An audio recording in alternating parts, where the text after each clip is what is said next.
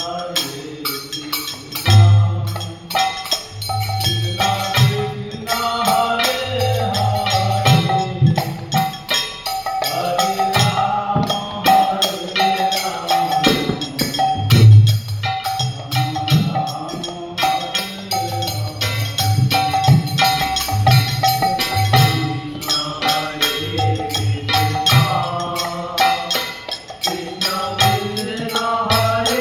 Hare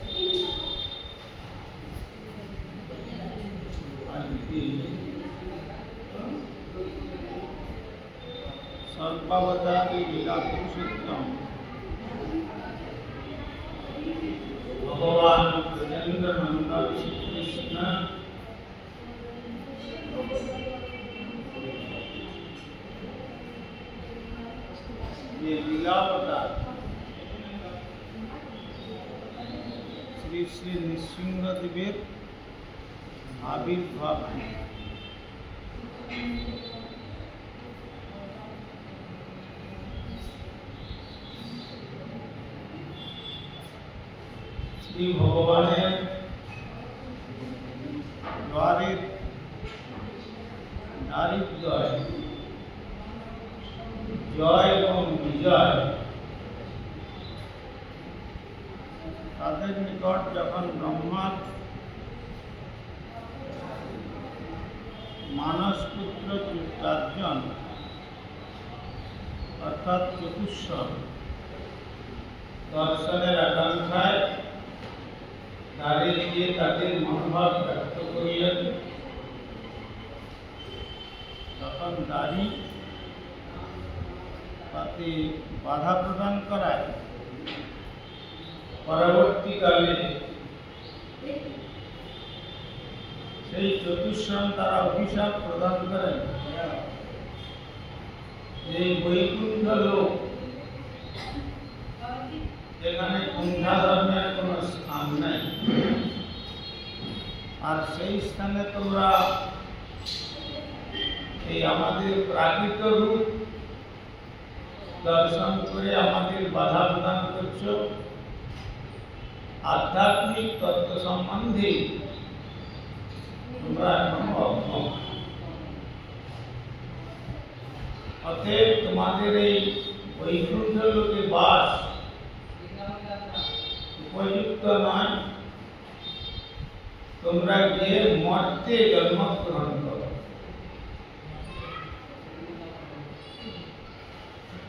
এই অভিশপ্ত জীবন লাভ করবার পর জয় এবং বিজয় খুব চিন্তান্বিত হয়ে পড়েছিলেন। তখন শ্রী ভগবান অন্তর্যামী তিনি বেরিয়ে এলেন তার অন্তঃপুর থেকে, এসে জয় বিজয়ের নিকট এবং কুমার চতুষ্টয়ের নিকট আনুপূর্বিক সমস্ত কথা শ্রবণ করলেন। শ্রবণ করার পরে শ্রী ভগবান বললেন, দেখো জয় বিজয়, এও তো ভক্তের বাক্য নয় ব্যভিচারী। অতএব আমার ভক্তের বাক্য কখনো ব্যভিচারী হতে পারে না। সুতরাং অভিশাপ যখন দিয়েছেন, তোমাদেরকে এই অভিশাপ গ্রহণ করতে হবে। তবে যদি সত্যিভাবে তোমরা অভিশাপ গ্রহণ করো, তাহলে 3 জন্মেই তোমরা আমার কাছে ফিরে আসতে পারবে। আর যদি মিত্রভাবে ভক্তভাবে যদি এই অভিশাপ গ্রহণ করো, তাহলে তোমাদের বহু জন্ম লেগে যাবে। এই কথা যখন শ্রবণ করলেন, তখন তারা বললেন যে মিত্রভাবে আমরা এত জীবন তোমার পাদপদ্ম সেবা ছাড়া আমরা জীবন ধারণ করতে পারবো না। সুতরাং শত্রুভাবেই আমরা 3 জন্মেতে তোমার পাদপদ্মে ফিরে আসতে চাই। তাই সত্যযুগে তারা হিরণ্যাক্ষ এবং হিরণ্যকশিপু রূপে জন্মগ্রহণ করে তারপরে তারা ভগবানের বিদ্বেষ সর্বপ্রকারে পোষণ করেছিলেন। এমনকি এই ধরণী দেবীকে হিরণ্যাক্ষ সে যখন তার ভোগের বাসনা পরিতৃপ্ত করার জন্য এই পৃথিবী দেবীকে নিয়ে রসাতলে চলে গিয়েছিলেন, তখন দেবর্ষি নারদ এসে বললেন,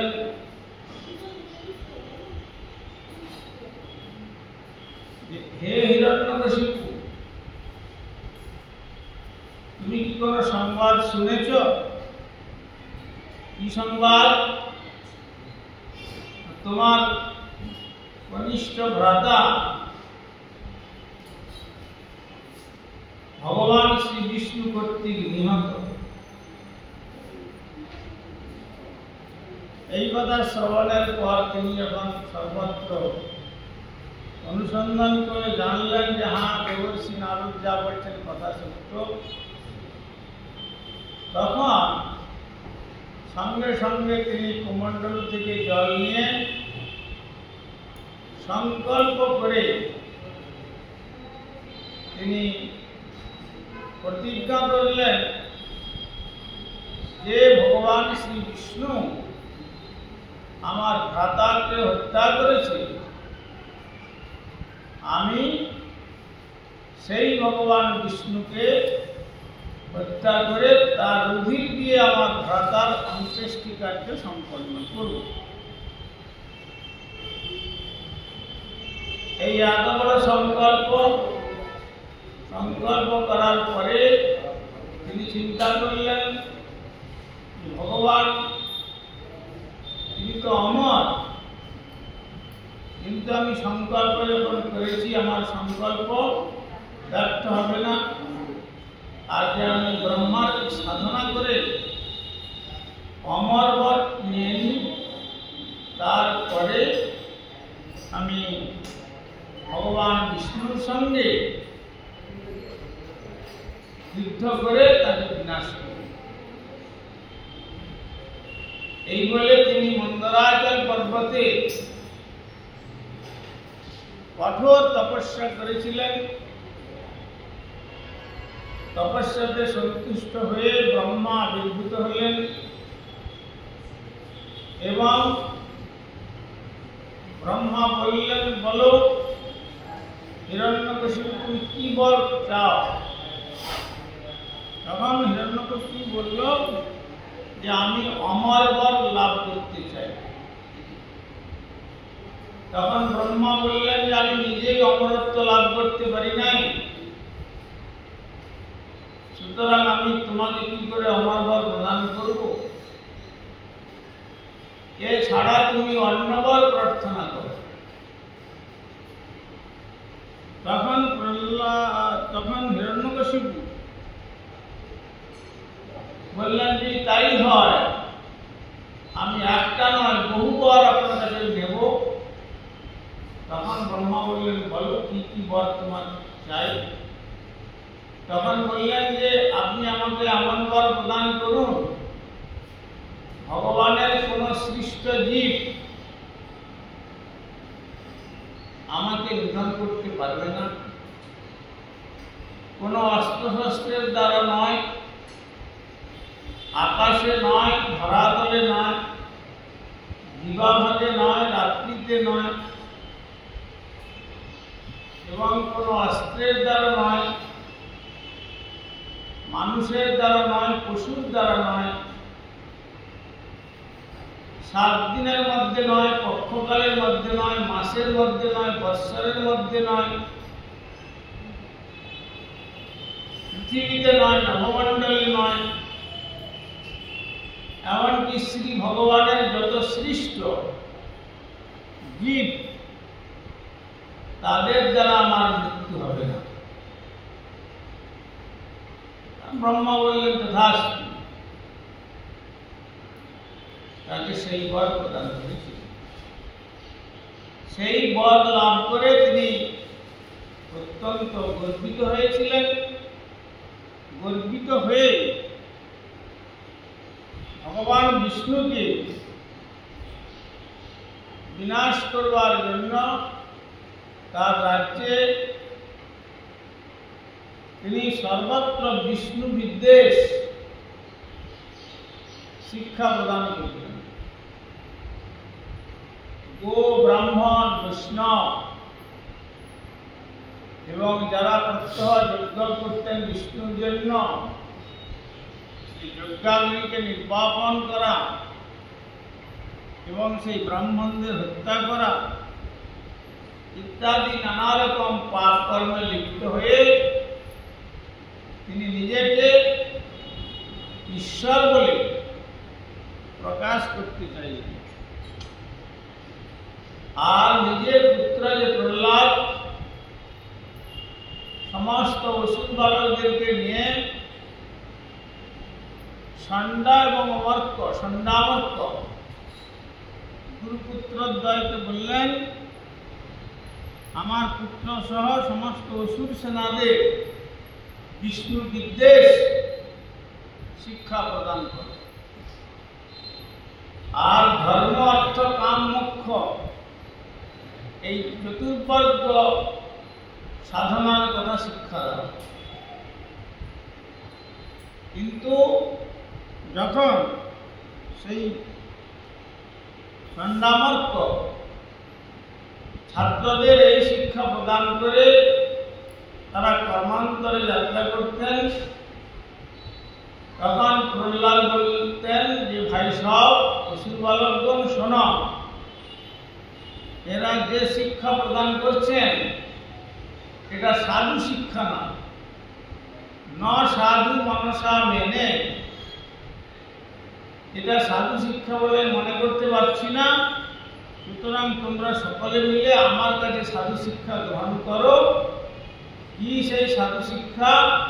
আমরা সকলে মিলে শ্রীহরির গুণমহিমা কীর্তন। এই বলে সমস্ত অসুর বালকদের নিয়ে তিনি শ্রীহরির গুণমহিমা কীর্তন করতেন। আবার যখন শিক্ষকদ্বয় বা গুরুদ্বয় এসে জিজ্ঞাসা করতেন, সমস্ত অসুর বালক সহ প্রহ্লাদ সেই শ্রীহরির কথাই বলতেন। তখন একবার, দুইবার, তৃতীয়বার নিয়ে গেছেন রাজার কাছে, অর্থাৎ হিরণ্যকশিপুর কাছে, যে আপনার পুত্র, এই পুত্রকে আমরা যা শিক্ষা প্রদান করি কোনো শিক্ষাই গ্রহণ করে না, ওদিকে কিন্তু সমস্ত অসুর বালকদের তাদেরও পর্যন্ত আমাদের শিক্ষা থেকে বঞ্চিত করে সর্বত্র হরিগুণ গান করবার উপদেশ প্রদান করেন। আপনার ছেলেকে আমরা শিক্ষাদানে অসমর্থ। যখন এই প্রকার কথা বললেন,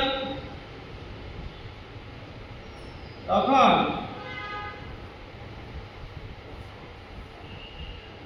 কোপাবেশ চলদ গাত্র পুত্রম হন্তুম মনোদধে ক্ষিপ্ত্বা পুরুষয়া বাচা প্রহ্লাদমতদর্হণম আহেস্যমান পাপেন তিরস্তিনেন চক্ষুষা প্রস্রয়া বনন্তং দান্তং বদ্ধাঞ্জলিবস্থিতম সর্পপদাহত ইব শস্যন প্রতিদারণম।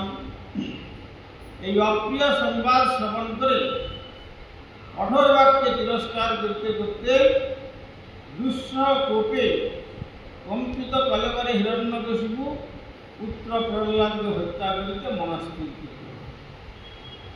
স্বভাবত অত্যন্ত নিষ্ঠুর প্রকৃতি হিরণ্যকশিপু পাদতাড়িত সর্পের ন্যায় দীর্ঘ নিঃশ্বাস ত্যাগ করতে করিতে শান্ত জিতচিত্ত অত্যন্ত বিনীতভাবে অঞ্জলিবন্ধনপূর্বক সম্মুখে স্থিত প্রহ্লাদকে তিরস্কার বিভক্ত না হইলেও অত্যন্ত কঠোর বাক্যের দ্বারা তিরস্কার করিয়া প্রহ্লাদের প্রতি সরস বক্রদৃষ্টি নিক্ষেপপূর্বক নিরীক্ষণ করিয়া বলিতে লাগিল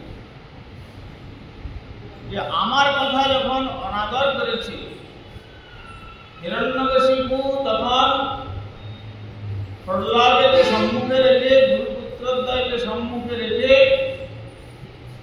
বলছেন যে আমার ভয়ে দেবলোকে দেবতারা পর্যন্ত ভীত সন্ত্রস্ত, দেবরাজ ইন্দ্র পর্যন্ত পরাজিত। এই আমার গৃহের শত্রু, আমার নিজ পুত্র, সে যদি আমার বিরুদ্ধে আচরণ করে তখন তাকে হত্যা করবার জন্য জল্লাদ নিয়োগ করে বললেন যে দেখো, এই জঙ্গলে নিয়ে গিয়ে এর শিরচ্ছেদ করে কাটা মাথাটা আমাকে নিয়ে এসে আমার কাছে, তা দেখেই আমি শান্তি লাভ করলাম।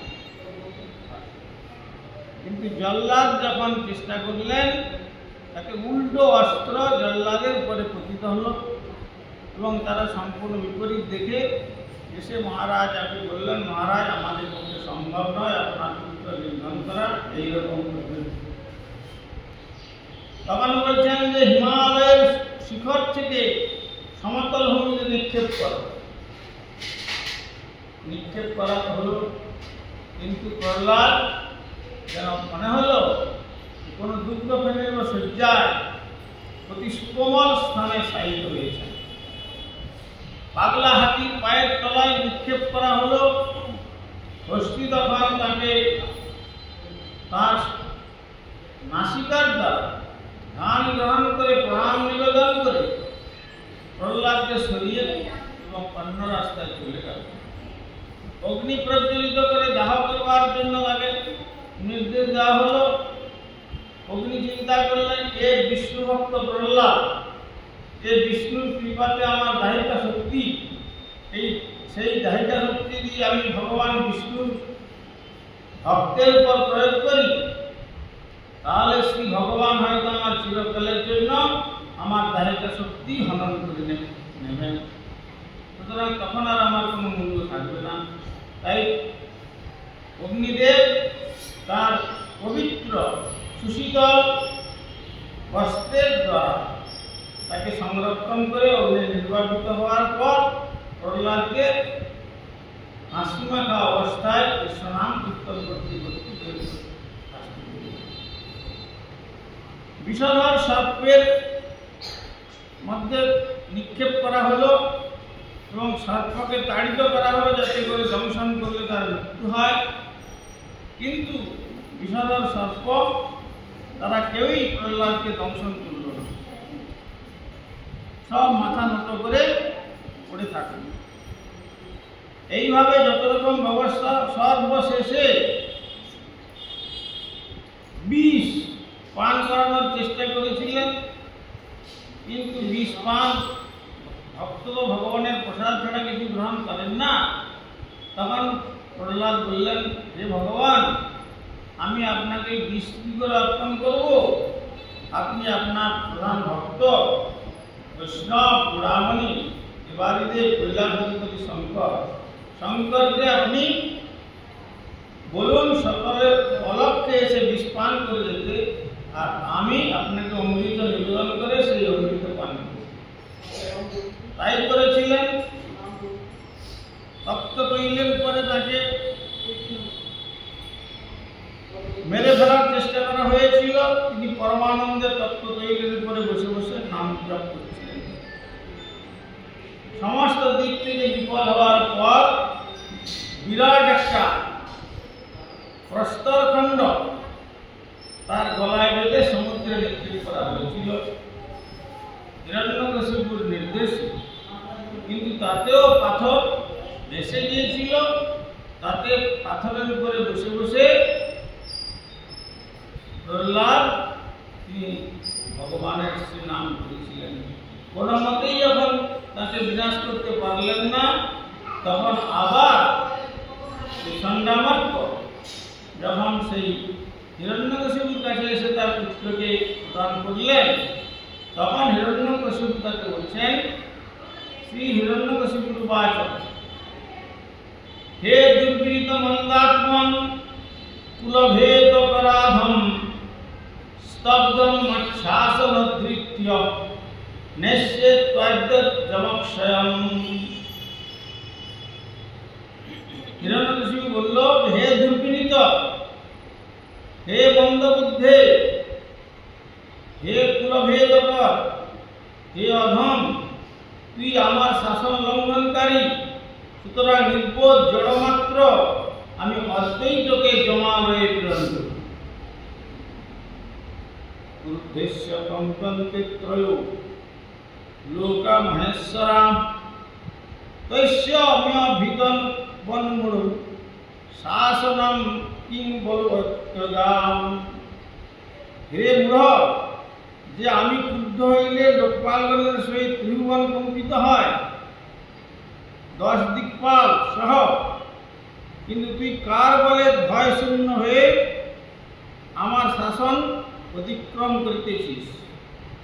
যখন এই কথা জিজ্ঞাসা করল তখন প্রহ্লাদ মহারাজ বললেন, শ্রী প্রহ্লাদ উবাচ ন কেবলং মে ভবতশ্চ রাজন সবৈ বলং বলিনাঞ্চ পরেশম পরে অবরে অমি স্থির জন্মমাজে ব্রহ্মাদয় যেন বশং প্রণীতাম। শ্রী প্রহ্লাদ কহিলেন, হে মহারাজ, আমি যে বলে বলি সে কেবল আমার বল নয়, সে বল আপনারও এবং অন্যান্য সকল বলবান দিগেরই একমাত্র বল। স্থাবর জঙ্গম পর অপর ব্রহ্মাদি সকলকেই তিনি স্বীয় বলে বশীভূত করিয়াছেন। স ঈশ্বর কালক্রম প্রসাদ বোজ সত্য বলে ক্রিয়াত্মা স এব বিশ্বং পরমং সশক্তিভি সৃজত্যাবর্ততি গুণত্রয়েশ। তিনি হচ্ছেন পরমেশ্বর, তিনি শ্রীহরি, তিনি কাল, তিনি ইন্দ্রিয় শক্তি, মনঃশক্তি, দেহশক্তি ও ইন্দ্রিয় সময়ের আত্মাস্বরূপ। তাহার অসীম পরাক্রম, তিনি সকলের শ্রেষ্ঠ, তিনি সত্যাদি গুণত্বের অধীশ্বর। তিনি স্বীয় শক্তি দ্বারা এই বিশ্ব সৃষ্টি, রক্ষা এবং সংহার করেন, সেই ভগবান শ্রীহরির বল। ধ্যাসরং ভাবং তমাত্মনঃ সমং মনোদ্ধস্য ন সন্তি বিদ্বিষং দীতে অজিতাদাত্মনা উৎপদেশিতাৎ তদ্ধি জনন্তস্য মহৎ সমরণম।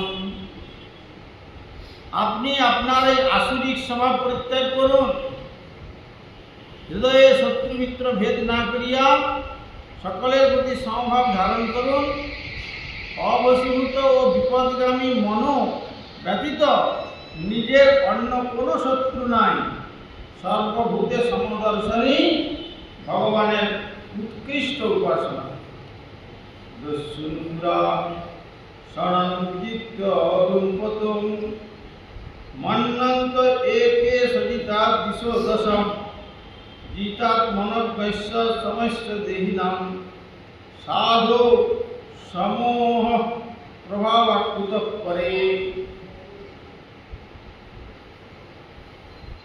পূর্বকালে ভগৎসদৃশ কতগুলি মূঢ় ব্যক্তি স্বশরীরে অবস্থিত সর্বস্ব অপহারী কামাদি ৬টি শত্রু জয় না করিয়া 10 দিক জয় করিয়াছি বলিয়া মনে করে মাত্র। কিন্তু সকল দেহে সমবুদ্ধি সম্পন্ন জিতচিত্ত সাধু অজ্ঞান কল্পিত শত্রু কোথায় হইবে? যিনি সকল দেহে সমবুদ্ধি সম্পন্ন জিতচিত্ত, সেই সাধুর অজ্ঞান কল্পিত শত্রু কোথায় হইবে? এই কথা শুনে হিরণ্যকশিপু বলছেন, শ্রী হিরণ্যকশিপুর বাচ ব্যক্তং ত্বং মর্তু কামসি জ্যোতিমাত্রং বিকথ্যসে মুমূর্ষূণাং হিমন্দাত্মন ননুষু বিপ্লবাগিরম। হিরণ্যকশিপুর বাচ, হিরণ্যকশিপু বলল, ওরে মন্দবুদ্ধি, তুই আমাকে নিন্দা করিয়া নিজে জিতশত্রু বলিয়া আত্মশ্লাঘ করিতেছিস। আমার নিশ্চয়ই বোধ হইতেছে তোর মরবার ইচ্ছা হইয়াছে। যেহেতু মুমূর্ষু ব্যক্তি এই প্রকার মরণকালে বাক্য বিপ্লব হইয়া থাকে। যস্তেয়া মন্দভাগ্যত্ব মদন্ন জগদীশ্বর কাশো সর্বত্র কস্মাৎ স্তম্ভেন দৃশ্যতে। ওরে হতভাগ্য, তদুক্ত আমি ভিন্ন একজন জগতের ঈশ্বর আছেন, তাহলে তিনি কোথায় আছেন? যদি তিনি সর্বত্র থাকেন তবে এই স্তম্ভে যেন তাহাকে দেখতে পাই না। সোয়ং বিকথ্য মানুষ্য শিরকায় ধরামিতে গোপায়েত হরিস্তস্য যস্তে শরণমিচ্ছিতম। অতএব আমি আত্মশ্লাঘাকারী তোর শরীরে মস্তক বিচ্ছিন্ন করিব। তোর অভিপ্সিত রক্ষক হইয়াছিয়া এখন তোকে রক্ষা করুক। এবং দুরুক্তি মুহুর হৃদয়ানুষা सुतं महाभागवतं महासुर खड्गं प्रयुज्य पतितो वरासनात् स्तंभं प्रताड़ति बल समुष्टिनाम्। महाबलवान हिरण्यकशिपु क्रोधवशे दुर्वाक्य द्वारा महाभागवत प्रहलाद के बारंबार तर्जन गर्जन करिया खड्ग ग्रहण पूर्वक सिंहासन उत्थित हइया स्तंभे उपरे मुष्टियाघात करिल। तथैव तस्मिन् निदो प्रतिभीषणं बहुवजेनन्दपटाहमस्फुटत् जं वै साधिष्णपगतं तजादय श्रुत्वा सदा मात्यम अयंग मेनिरे। এই সেই মুষ্টি প্রহারে স্তম্ভ হইতে অতি ভীষণ শব্দ নির্গত হইল, যেন ব্রহ্মাণ্ড পটাহ ফাটিয়া গেল। হে যুধিষ্ঠির, ব্রহ্মাদি দেবগণ স্ব ধামে বসিয়া এই ভীষণ শব্দ শুনিয়া মনে করিলেন আমাদের স্থান বুঝি বিনষ্ট হইয়া। সবিক্রমণ পুত্র বধেৎসু রজসম নিসম্ম নির্হাদম পূর্বমদ্ভুতম অন্তঃসভায়াং নদদর্শন পদম পিতত্র সূর্যেন সুরাদিপুত্থপাম। हिरण्यकशिपु पुत्र पदाभिलाषी हইয়া विक्रम प्रकाश काले ওই অশ্রুতপূর্ব ভীষণ ধ্বনি যাহা দৈত্যবতী গণের ত্রাস জন্মাইয়াছিল তাহা শ্রবণ করিয়া সভা মধ্যে কোথা হইতে আসিল এই শব্দ কিছুই দেখিতে পাইল না। সত্যং বিধাতুম নিজ ভৃত্য ভাষিতম ব্যক্তিঞ্চ ভূতেশ্চ কিলেষু চাত্মন অদৃশ্য তত্ত্বভূত রূপম উদ্বহন স্তম্ভে সভায়াং নমিগং নমানিশম। তদনন্তর ভগবান শ্রীহরি আপনার ভৃত্য প্রহ্লাদের বাক্য এবং শিব সর্বত্র ব্যক্তি সত্য করবার মানুষে অতি অদ্ভুত অমানুষ ও অসিংহ দৈত্যঘাতক অতি ভীষণ রূপ ধারণ পূর্বক সবার মধ্যে সেই স্তম্ভ হইতে আবির্ভূত হইলেন। আর আবির্ভূত হয়ে সেই নৃসিংহদেব হিরণ্যকশিপুকে এই গধূলি লগ্নে জানুর উপর রেখে তিনি নগ্ন বস্ত্রের দ্বারা তার বক্ষ বিদীর্ণ করিলেন।